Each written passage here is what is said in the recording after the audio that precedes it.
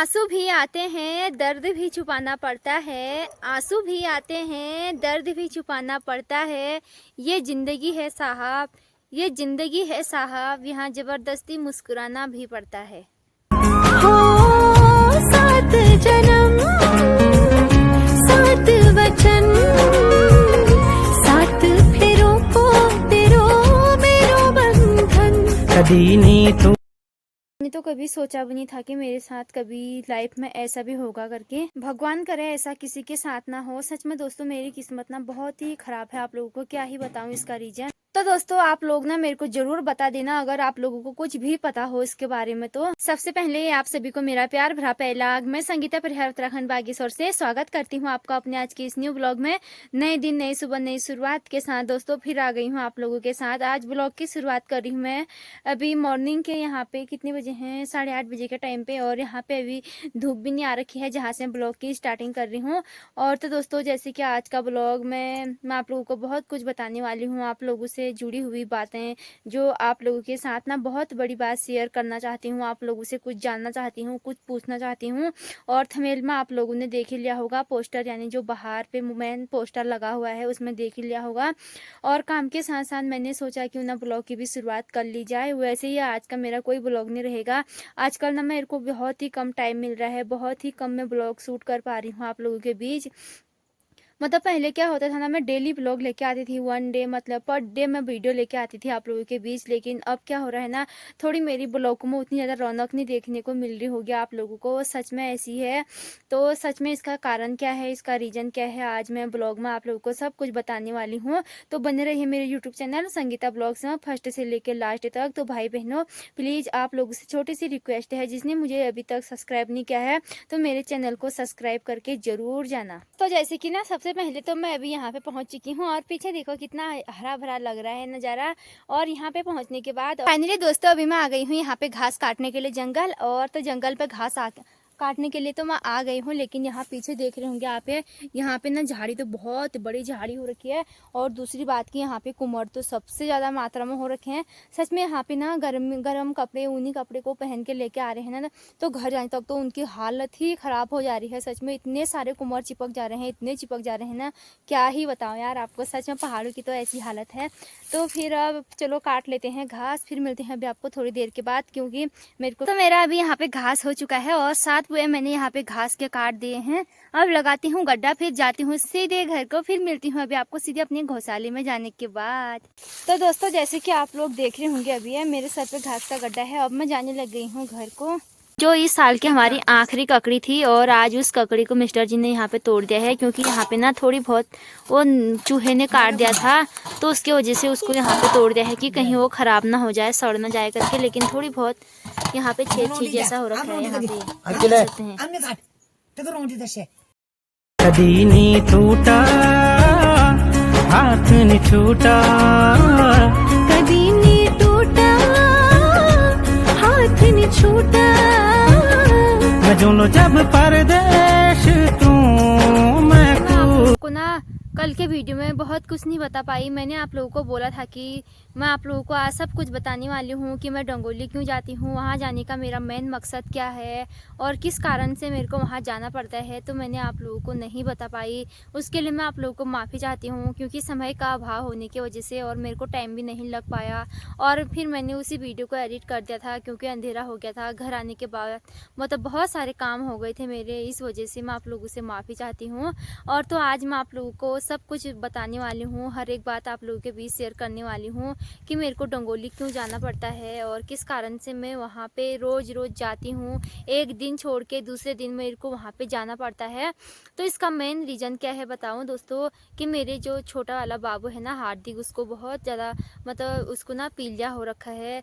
तो गर्भ से ही उसको पीलिया हो गया था। जब हम हॉस्पिटल से डिस्चार्ज हो रहे थे ना घर के लिए, तो उसी दिन वहाँ पे मतलब पूरा चेकअप करके आते हैं तो उसको पीलिया बताया था कि उसको ना थोड़ी बहुत पीलिया था, लेकिन मैंने ना पीलिया होने से पहले ही मतलब अंडे खा लिए थे, और मतलब जो तेल के तले हुए चीज़ होती है ना, तेल से तली हुई चीज़ होती है घी से, तो उसको खा लिया था मैंने। तो उसके वजह से उसका पीलिया ना थोड़ी बहुत ज़्यादा बढ़ गया था, थोड़ी बहुत ज़्यादा मात्रा में हो गया था। तो उसके वजह से उसका एक घरेलू उपाय होता है, उसको झाड़ते हैं हमारे उत्तराखंड में, मतलब पीलिया को झाड़ना बोलते हैं। तो हम वही कर रहे हैं कि जो हार्दिक को पीलिया हो रखा है ना, तो उसको हम झाड़ रहे हैं अपने घरेलू तरीके से। और उसके आज मतलब 5 ना 8 या 11 या 8 बोल रहे थे, मतलब वहाँ ले जाना पड़ेगा, इतनी चक्कर हमको वहाँ पे ले जाना पड़ेगा। लेकिन उसका पीलिया तो अब ठीक हो चुका है, लेकिन फिर भी मतलब जो झाड़े पड़ते हैं ना, उनको तो वहाँ पे पूरा करना ही पड़ता है। तो इस वजह से मेरे को वहाँ ले जाना पड़ता था, और इसलिए ना दोस्तों बहुत ही मुसीबत में आ गई थी। बहुत ही मतलब होता है ना, इंसान का चेहरा बाहर से खिला हुआ अच्छा लगता है, लेकिन अंदर कितना दुख है, इंसान बहुत ही टूटा हुआ है। वो तो इंसान को ही पता है, जिसके साथ ऐसा बीती मतलब ऐसा हुआ है, जिसको ऐसी बीत रखी है, उसी को पता होता है ये सब चीज़ें, है ना। तो उसी हिसाब से मेरे साथ भी ऐसे हो गया था। तो मैं आप लोगों को बताना ही भूल गई थी। बताना क्या भूल गई थी, मतलब मैंने सोचा कि एक ही दिन बताऊंगी आप लोगों को, और आप लोगों से भी कुछ जानना चाहती हूँ मैं। अगर आप लोगों के पास घरेलू उपाय, घरेलू इलाज, घरेलू जो विधि होती है, अगर आप लोगों को कुछ भी पता है, उसमें क्या खाते हैं, क्या परहेज करना पड़ता है, क्या क्या पहनना पड़ता है, मतलब किन चीज़ों का पालन वहाँ पे करना पड़ता है, किन नियमों का पालन वहाँ पे पीलिया में करना पड़ता है, अगर आप लोगों को कुछ भी पता है ना, तो कुछ आपको होगा, कुछ एक को होगा, कुछ दूसरे को, कुछ तीसरे को, कुछ चौथे को, कुछ पांचवा को, मतलब किसी न किसी को तो कुछ ना कुछ तो पता ही होगा। तो मेरे को ना अपने हिसाब से बता देना कि मतलब क्या क्या इसमें के नियम होते हैं, और क्या क्या इसमें करना पड़ता है, मेन विधि क्या होती है इसकी करके। और वैसे जितना हमको पता है, जितना फैमिली वालों को पता है ना, हम तो उसी हिसाब से चल रहे हैं। मेरा ना अभी पूरा यहाँ पे परहेज चल रहा है, इसके वजह से ना मैं बहुत ज़्यादा टूट चुकी थी, और मतलब वीडियो बनाने में कुछ रुचि नहीं थी यार दोस्तों। सच में होता है ना, जब इंसान को कुछ दुख लगता है, इंसान टेंशन में होता है, तो इंसान का ना कुछ करने का मन नहीं करता है। उसी तरह से मेरा मन भी बिल्कुल भर चुका था। एक तरफ से खुशियाँ दौड़ रही थी, लेकिन एक तरफ से दुखों का कहर टूटते जा रहा था। अब आप लोगों को क्या ही बताऊँ यार दोस्तों, सच में मतलब खुशी तो इस बात की हुई थी, और तो फिर किस बात की हुई थी आप लोगों को तो पता ही है। और तो दूसरी तरफ से ऊपर से क्या हो गया था कि मतलब उसको ना पीलिया हो गया था, तो इसकी वजह से अब तो उसका पीलिया ठीक हो चुका है फिर। तो दोस्तों अगर आप लोग को कुछ भी पता है तो मेरे को कमेंट में ज़रूर बता देना, क्योंकि उसको ना गर्भ से ही पीलिया हो गया है। लोग तो बोलते हैं कि नॉर्मल सी बात है, लेकिन नॉर्मल भी क्या है यार, इसमें अपना परहेज का अपने हाथों से करना पड़ता है ना। तो इसमें 6 महीने का परहेज रहता है। तो मेरे को इसमें क्या क्या खाना पड़ता है, सबसे पहले तो क्या करते हैं, जैसे ही सुबह जो सनराइज होता है ना, जब सूर्योदय होता है, तो उस समय जब बच्चा सोया होता है या कुछ भी कर रहा है ना, तो उसको बाहर पे धूप सिकाना सबसे ज़रूरी होता है। क्योंकि कहते हैं ना, पीलिया में बच्चों को धूप सिकाना, जो सबसे पहले जो लाल वाला सूर्योदय होता है ना, जो लाल लाल किरणें आती हैं, पीली पीली लाल लाल मधुर मधुर किरणें आती हैं, तो वो वाली धूप बच्चों को सबसे पहले दिखानी पड़ती है। और उसके बाद खाने में मेरा क्या क्या है, पीले कपड़े तो मेरे को बिल्कुल भी नहीं पहनने पड़ते हैं, और बाहर वालों को भी पीले कपड़े पहन के उसके सामने आने में बिल्कुल मना है, और वो भी अच्छा नहीं होता ना, पीला अपनी तरफ आकर्षित करते हैं उन पीले कपड़ों से। और दूसरी बात, मेरे खाने पीने में क्या क्या परहेज है मैं आप लोगों को बता देती हूँ। सब चीज़ परहेज है, ऑल मतलब ऑल टू आई जेड सब कुछ परहेज है उसमें। सिर्फ एक रोटी चावल तो आपको भी बताई है, वो तो खाना ही पड़ता है।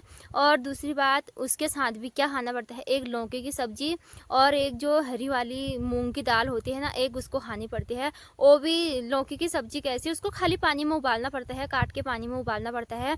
और जब खाते हैं ना उसको, तो उसमें थोड़ी सी ऊपर से जो जीरा का नमक होता है, उसको अपने हाथों से ही डालना पड़ता है, नमक को भी पकाना नहीं पड़ता है बिल्कुल भी नहीं। और ऐसी मूंग की दाल की भी है, सेम सेम खाली ऐसी खाना पड़ता है दोस्तों। इसकी वजह से हो जाता है ना यार, कितना टेंशन हो जाता है, मतलब ऐसी है दोस्तों, अब क्या ही बताएं। चलो कोई बात नहीं, खाली नॉर्मल सी बात है, चलो। और काम के साथ साथ इतना मतलब 2 भैंस हैं, और उसके बाद 5 बकरियां हैं, 2 बैल हैं, मतलब इतना सारा काम है। एक तो खाना पीना भी ऐसा ही है, तो इंसान बहुत ज़्यादा टूट जाता है। 2 बच्चे हैं, एक वहाँ से प्याँ, एक दूसरा वहाँ से प्याँ करता है, तो कितना कोई कहाँ से रो रहा है, कोई कहाँ से रो रहा है, मतलब होता है ना जो औरत होती ना तो सच में बच्चे होने के बाद सच में क्या ही हाल बताऊँ दोस्तों, ये तो सभी के साथ होता है। वो भी कितने साल तक होता है, 5 साल तक सबसे ज़्यादा मतलब ख्याल रखना पड़ता है बच्चों का। उसके बाद जैसे ही अब फिर इतना कुछ काम करने के बावजूद भी, इतना कुछ होने के बाद भी मेरा चेहरा ना हमेशा आप लोग हँसते-खेलते देखते होंगे। क्या करें दोस्तों, अब हँसना भी पड़ता ही है। दुःख है तो हमेशा हम टेंशनों में ही थोड़ी रहेंगे, झूमे थोड़ी रहेंगे कि मेरे पास ऐसा है, वैसा नहीं है, ऐसा नहीं है। तो ऐसी है दोस्तों, फिर अब क्या ही बताएँ, फिर भी मैं आप लोगों के साथ अपना ब्लॉग कंटिन्यू रखती हूँ। यही आप लोगों को एक बात बताने वाली थी कि मेरे साथ क्या हो रहा है और क्या ही आजकल चल रहा है करके यही बताने वाली थी। तो दोस्तों उम्मीद करती हूँ कि आप लोगों को मेरा आज का ब्लॉग पसंद आया होगा। पसंद आया है तो इसे लाइक, कमेंट, शेयर, सब्सक्राइब करना ना भूलें। फिर मिलते हैं आपको कल एक नए दिन, नई सुबह, नई शुरुआत के साथ। तब तक के लिए आप लोग अपना ख्याल रखना और मेरा इंतज़ार करना। जय देवभूमि, जय उत्तराखंड।